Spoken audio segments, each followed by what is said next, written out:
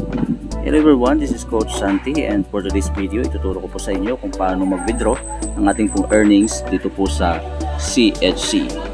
There are so many ways to withdraw your income. Unang-una po is through GCash, and then pangalawa yung tinatawag nating P2P. Pwede siya forward sa hub or sa depot or sa center, tapos ang hub, depot or center holder, sila ang magbibigay sa inyo ng earnings. However, meron na pong counting charge. So it's up to you kung saan po yung inyong pipiliin. Kung gusto nyo po yung mabilisan na income na makuha ka agad, so transfer nyo po sa depot at on the spot makukuha nyo po, transfer sa inyong bank account or sa inyong GCash. Kung gusto nyo naman po ng direct to GCash o sa inyong bank account, so mag-antay po kayo ng 1 week or 5 days po, no? Kumbaga Monday ang ating withdrawal, tapos pagdating ng Friday makukuha nyo po ang inyong pong withdraw. But in this tutorial, ang gagawin po natin is ita-transfer po natin sa other user sa depot kila Mentor Archie. So ganito lang po yung atin pong gagawin. So as you can see, meron po akong total incomes dito na 46,350 at nandito po yung aking direct referral. Direct referral po is 9,576 at ang sales match is 22,869. So ang gagawin po natin, i-move lang po natin ito to eCash. Ito po, yan. Sa direct sales, mayroon dito 9,576. Just move to eCash. Click lang po yan and then move to eCash wallet. Then, are you sure? Yes, transfer to. Yan, success. Alright.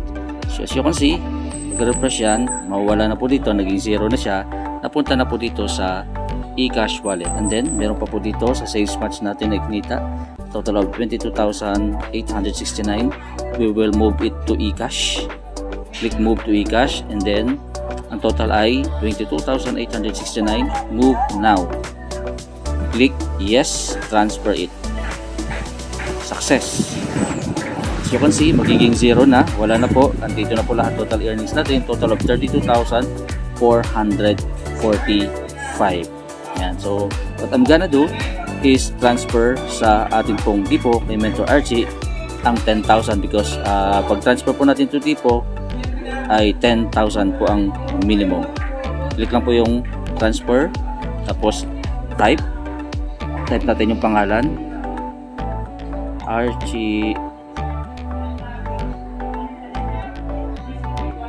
Archibald Cabral. Ayan.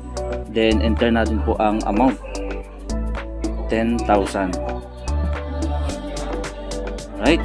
Tapos enter natin yung, syempre, yung privacy code. Ayan.